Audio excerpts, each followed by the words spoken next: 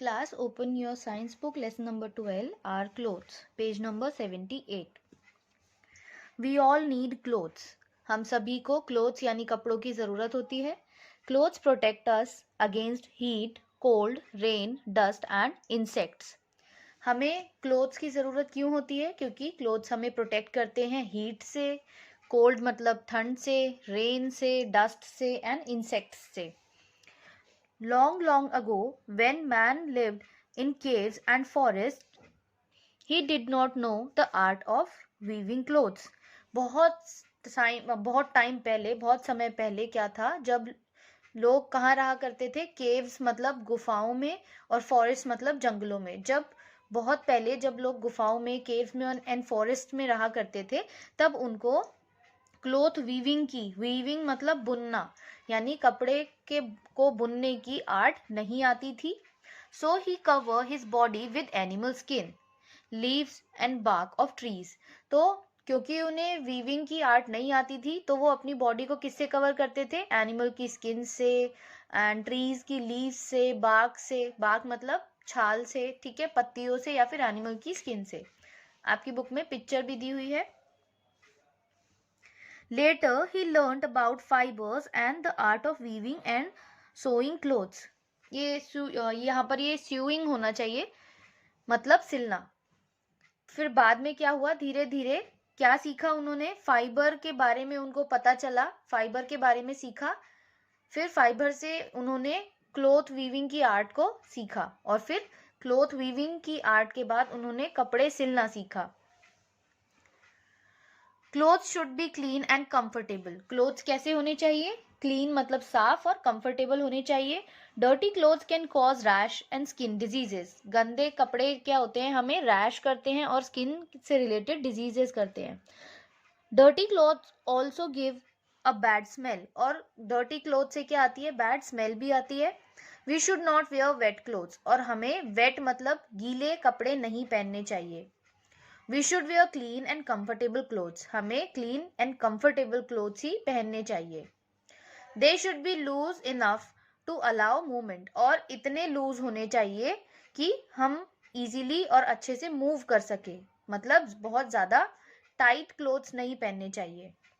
The style of clothes keep on changing according to fashion. जो clothes का style होता है वो fashion के according change होता रहता है. We must dress according to what suits us and is comfortable rather than according to fashion. लेकिन हमें क्या पहनना चाहिए? जो हमारे लिए हमें सूट करता हो और जो हमारे लिए कंफर्टेबल हो, ना कि according to fashion. ठीक? Now, materials used for making clothes. Cloth क्या होते हैं, इसकी मीनिंग क्या होती है, ज़रूरी क्यों होते हैं, ये हमने ऊपर पैराग्राफ में रीड किया. अभी हम रीड करेंगे कि कौन से मटेरियल यूज़ किए जाते हैं क्लोथ्स को बनाने में. Most clothes are made of fibres. ज़्यादातर जो क्लोथ्स है वो किससे बनते हैं? फाइबर्स से बनते हैं. Fibres are of different kinds, and fibres अलग अलग काइंड के, अलग अलग तरह के होते हैं. We get some fibres such as cotton, jute, flax, wool and silk from plants and animals. जैसे कुछ फाइबर्स क्या हुए? Cotton, jute, flax, wool and silk. और ये हमें कहाँ से मिलते हैं? प्लांट्स से एंड एनिमल्स से. जैसे कॉटन हमें प्लांट से मिलता है, ठीक है. ऐसे ही जो आपका सिल्क है, ये सिल्क वॉर्म जो होता है उससे मिलता है. वूल हमें शीप से मिलता है. सो एनिमल्स से एंड प्लांट से हमें ये फाइबर्स मिलते हैं. These are called natural fibres. और इन्हीं को क्या कहा जाता है? नेचुरल फाइबर्स, क्योंकि ये नेचुरल है, मैनमेड नहीं है. ठीक. फाइबर्स सच एज नाइलॉन और पॉलिएस्टर आर मैनमेड और सिंथेटिक फाइबर्स. और वो फाइबर्स जो ह्यूमन बींग्स ने बनाए हैं, मैन मेड है, हम इंसानों ने बनाए हैं, उन्हें कहा जाता है synthetic fibres. Example nylon and polyester. ठीक. तो 2 टाइप्स के फाइबर्स हो गए, natural fibres and synthetic fibres. Natural fibres जो हमें प्लांट्स एंड एनिमल्स से मिलते हैं, नेचुरली बनते हैं, एंड सिंथेटिक जो मैन मेड होते हैं. Cotton is obtained from the cotton plant. Cotton कहाँ से हमें मिलता है? कॉटन के प्लांट से. Silk is obtained from the cocoon that the silk worms weave around themselves. Silk हमें कहाँ से मिलता है? जो सिल्क वॉर्म होता है वो जो अपने आसपास ककून फॉर्म करता है उससे। These silkworms are commonly found on mulberry trees। ठीक है, और ये सिल्क वॉर्म्स कॉमनली कहाँ पर पाए जाते हैं? मलबेरी ट्रीज के ऊपर। Wool is obtained from the fur of animals like sheep, camel and goat। और ऐसे ही वूल हमें कहाँ से मिलता है? शीप, कैमल एंड गोट जैसे एनिमल्स से। The fibres are spun into yarn।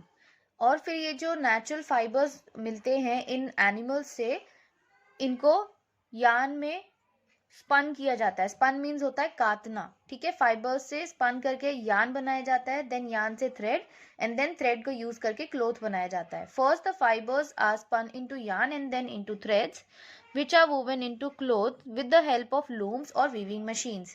पहले क्या होता है? फाइबर्स से यार्न बनता है, यार्न से थ्रेड, थ्रेड से फिर क्लोथ बनाया जाता है वीविंग मशीन्स या फिर लूम्स की हेल्प से।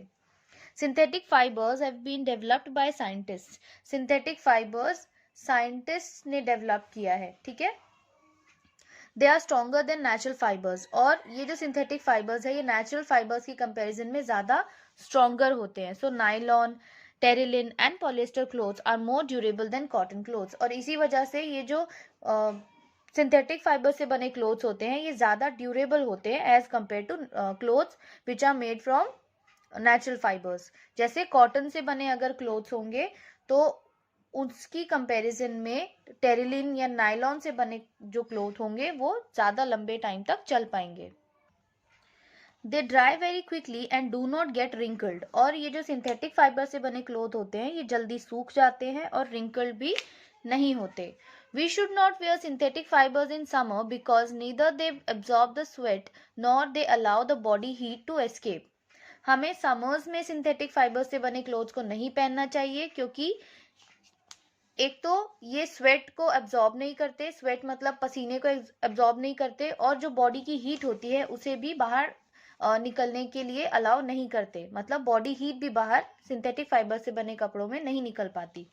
दे ऑल्सो कैच फायर सून। और इसमें जो फायर होती है वो भी बहुत जल्दी कैच करती है। So they should not be worn when working in the kitchen. और इसीलिए सिंथेटिक फाइबर से बने क्लोथ्स को किचन में पहनकर यूज नहीं करना चाहिए। Now clothes and the weather.